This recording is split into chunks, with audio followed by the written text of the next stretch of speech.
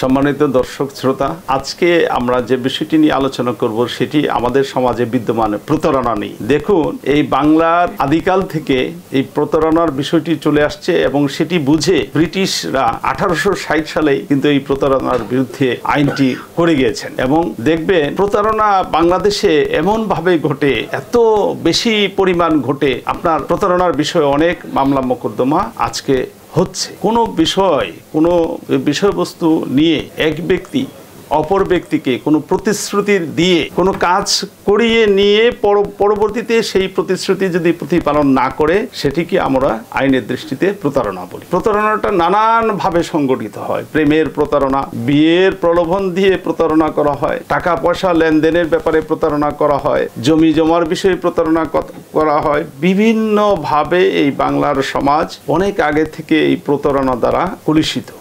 প্রতারণার বিষয়ে অনেক মামলা আমাদের আইন আদালতে বিদ্যমান চলছে, সেখানে বিভিন্নভাবে শাস্তিও হচ্ছে। প্রতারণার শাস্তি আমার মনে হয় সবচেয়ে বেশি শাস্তি হয় এই প্রতারণার বিষয়ে মামলার বিচারে। বাংলাদেশের আইন আদালতগুলো দেখেন, আপনি সুনির্দিষ্টভাবে বিচার করতে গেলে অনেক সময় গড়িয়ে যায়, সাক্ষী নিতে হয়। প্রতারণার সাক্ষী প্রমাণ করা অনেক কঠিন কাজ, কারণ প্রতারণাগুলো অনেক মিথ্যা প্রতিশ্রুতি দিয়ে করা হয়, যে প্রতিশ্রুতিগুলো সাধারণত লিখিত হয়। অনেক সময় মৌখিক প্রতিশ্রুতির মাধ্যমে এই প্রতারণার উপাদানগুলো বিদ্যমান থাকে, সেগুলো প্রমাণ করা খুব কঠিন হয়ে যায়। একটি প্রতারণা সঠিকভাবে প্রমাণিত হলে যিনি প্রতারণা করেছেন, যে কারণেই প্রতারণা করুক, তার কিন্তু 3 বছরের সশ্রম কারাদণ্ড হবে, পাশাপাশি তার জরিমানার বিধানও আইনে অন্তর্ভুক্ত আছে। কাজেই এই বাংলাদেশের সমাজ থেকে প্রতারণাকে আমরা যদি বিতরণ করতে চাই, সমাজের কিছু সিস্টেম, কিছু পদ্ধতিগত পরিবর্তন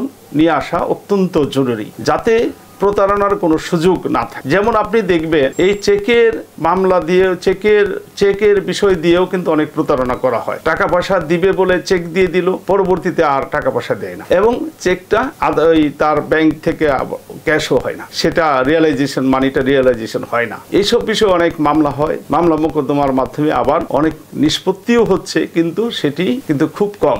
প্রতারণা প্রমাণ করা অনেক কঠিন কাজ। তবুও আমাদের সমাজে ধীরে ধীরে যাতে প্রতারণার মাধ্যমে মানুষের এই যে ভোগান্তি, এইটা সমাজকে শিক্ষিত না করলে, সমাজকে তার পদ্ধতিগত উন্নতি না করলে, সমাজের বিহিত ব্যবস্থাগুলো সুন্দরভাবে দাঁড় না করাতে পারলে এই প্রতারণা কিন্তু দেশ থেকে নির্মূল হওয়া কঠিন। শুধু আদালত বা আইন দিয়ে এই প্রতারণার বিষয়গুলো নিষ্পত্তি করা অনেক কঠিন। সমাজ ব্যবস্থায় আপনি যদি প্রতিটি ক্ষেত্রে, যেমন রেলের টিকিট করতে চান, সেখানে আপনার প্রতারণা, আপনার 200 টাকার টিকিট দেখা যায় আপনার 800 টাকা 1200 টাকাও বিক্রি হচ্ছে প্রতারণার মাধ্যমে।